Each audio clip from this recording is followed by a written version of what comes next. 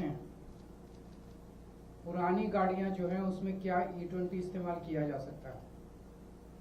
तो आज मैं 29 ऑटो मैन्युफैक्चरर्स को चिट्ठी लिख रहा हूँ। चिट्ठियां बन गई हैं, बस जब ये पीसी चल रही है तो वो जा रही हैं सबको चिट्ठियां। 29 में से 3 लोगों को अलग चिट्ठी लिखी है और बाकी 26 को अलग लिखी है। 3 वो लोग हैं, मारुति, टोयोटा किर्लोस्कर और हीरो, जिन्होंने 4 जुलाई को सरकारी प्रेस कॉन्फ्रेंस में कहा था कि पुरानी गाड़ियों में अगर E20 इस्तेमाल किया जाए तो सेफ है।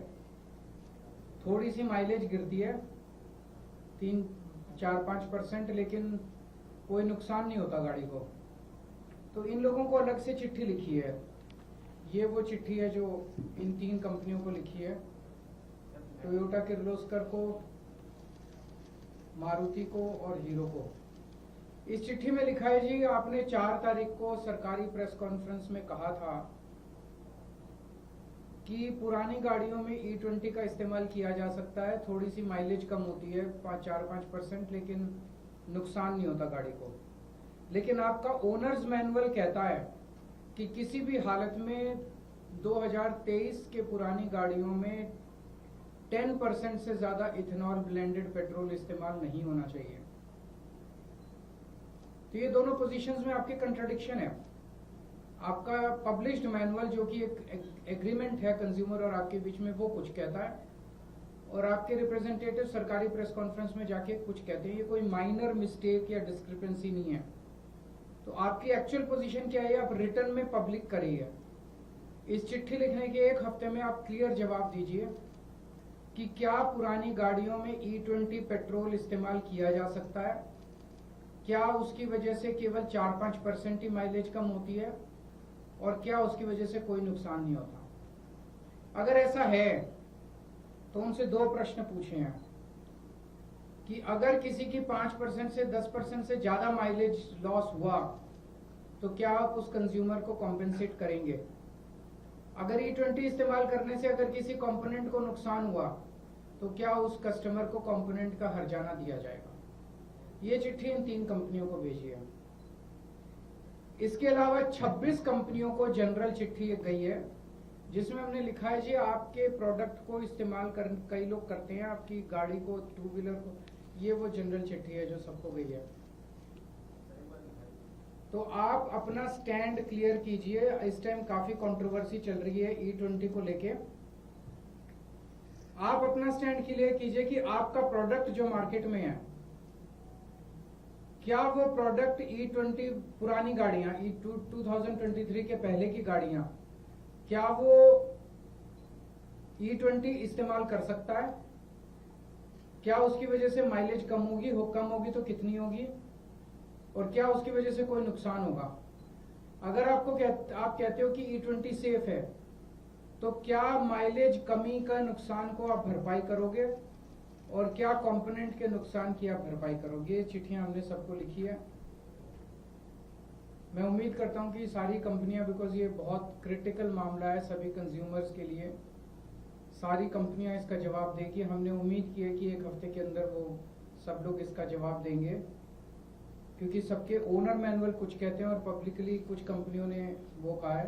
प्लस कल मैं कुछ पेट्रोल पंप्स पे जाऊंगा, कुछ सर्विस सेंटर्स पे जाऊंगा और कुछ मिस्त्रियों के यहाँ जाऊंगा लोगों से बात करने के लिए।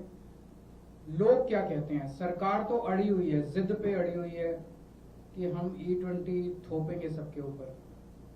जनता क्या कहती है। सरकार कहती है सेफ है, कुछ नहीं होता, थोड़ी बहुत माइलेज कम होती है, इसकी वजह से कोई नुकसान नहीं हो रहा।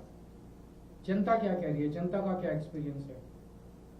बीच में ये जनता को एंटी नेशनल कहना शुरू कर देते हैं, कोई लॉबिंग कहना चालू कर देते हैं। अब तो ये देख रहे हैं कि इनके ही अपने बड़े बड़े ब्लॉगर, बीजेपी वालों के ही बड़े बड़े इन्फ्लुएंसर, वो इनको गालियां दे रहे हैं सोशल मीडिया के ऊपर। तो इस तरह से 140 करोड़ जनता को एंटी नेशनल बोलना, टेररिस्ट बोलना, आतंकवादी बोलना, ये सही नहीं है। जब जनता अक्रॉस पार्टी लाइंस, अक्रॉस वो दुखी है, तो एक जिम्मेदार सरकार की जिम्मेदारी है कि वो जनता की आवाज को सुने। क्योंकि इनका ये decision, this is against science, this is against logic. This is against engineering. तो जाहिर तौर पे ये पब्लिक इंटरेस्ट में तो नहीं है, ये किसके इंटरेस्ट में है ये भी समझ नहीं आ रहा हम लोगों को। अगर आपके कोई प्रश्न है तो बता दीजिए। सर्विस सेंटर जाएंगे तो आप वहाँ पे जो लोग काम कर रहे हैं उनसे भी बात करेंगे? उनसे भी बात करेंगे, कंज्यूमर से भी बात करेंगे, सबसे बात करेंगे। सर, हरदीप पुरी जी ने कल फिर कहा है कि ये अभी भी टेस्ट मॉड्यूल चल रहा है और रिजल्ट्स के बेसिस पे आगे का कदम उठाया जाएगा। और E15 फ्यूल जो है बीते 3 सालों से यूज में रहा है कंट्री में, तो इट इज नॉट दैट अचानक से इम्पोज किया गया है लोगों पे। एक दिन सुप्रीम कोर्ट में वो कहते हैं कि ये टेस्ट चल रहा है, ट्रायल चल रहा है, और ट्रायल कंप्लीट होने के बाद हम एक्चुअल निर्णय लेंगे। फिर अगले दिन मीडिया में कहते हैं नहीं नहीं सुप्रीम कोर्ट में हमने ऐसा नहीं कहा था, वो आप लोग गलत इंटरप्रेट कर रहे हो। कहा इन्होंने किया था कि नहीं किया था? अब आप कह रहे हो कि कल हरदीप पुरी जी ने ऐसे बोला कि ये तो ट्रायल चल रहा है, तो क्लियर बता देना। एक दिन कुछ बोलते हैं, एक दिन ये सरकार चला रहे हैं, क्या चला रहे हैं? जब वो इस तरह की बातें करती है सरकार, तो लोगों की सरकार पर से विश्वसनीयता कम हो जाती है।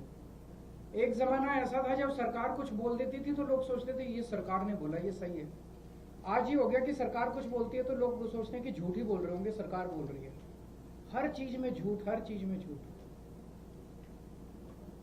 राम मंदिर मामले से कल चंपत राय ने पहली बार चिट्ठी लिखकर अपना बयान जारी किया। उन्होंने कहा कि जब तक SIT की रिपोर्ट नहीं आती है मैं कुछ नहीं बोलूंगा, उसके बाद अपने पक्ष रखूंगा। लेकिन अनिल मिश्रा से उन्होंने आरोप लगाया कि उनके हस्ताक्षर देते ट्रेजरर की तरफ से। देखिए सारा मामला अनिल मिश्रा, टिन्नू यादव, फलाना ढिमका इसी के अंदर घूम रहा है।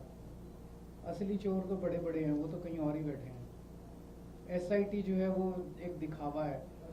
SIT केवल और केवल लोगों को बेवकूफ बनाने के लिए है। बड़े बड़े चोरों को बचा लिया गया है। मतलब एक उनकी प्रेस कॉन्फ्रेंस के बाद ये दिखा दिया कि बस सब कुछ अब ठीक हो गया, चंदा चोरी जो है वो बंद हो गया। लेकिन सारे देश में किसी से पूछ लो, सबको दिख रहा है कि मामले को रफा दफा किया जा रहा है। पूरा जोर लगा के बड़े बड़े जो जिन्होंने चोरी की उसमें जो बड़े बड़े नाम है उनको बचाया जा रहा है, और पूरे मामले को रफा दफा करने की कोशिश की जा रही है। सर, सिविक सेंटर में जो इतनी सारी बेसमेंट में कार जो मिली है उसको लेके क्या कहना चाहेंगे सर आप? क्योंकि ये उसके लिए इस पे E20 पे बात कर लेते हैं। ये इम्पोर्टेंट, ज्यादा इम्पोर्टेंट मुद्दा है। सर, बीते रोज अमित शाह दिल्ली में कई प्रोजेक्ट का इनॉग्रेट करने के आए।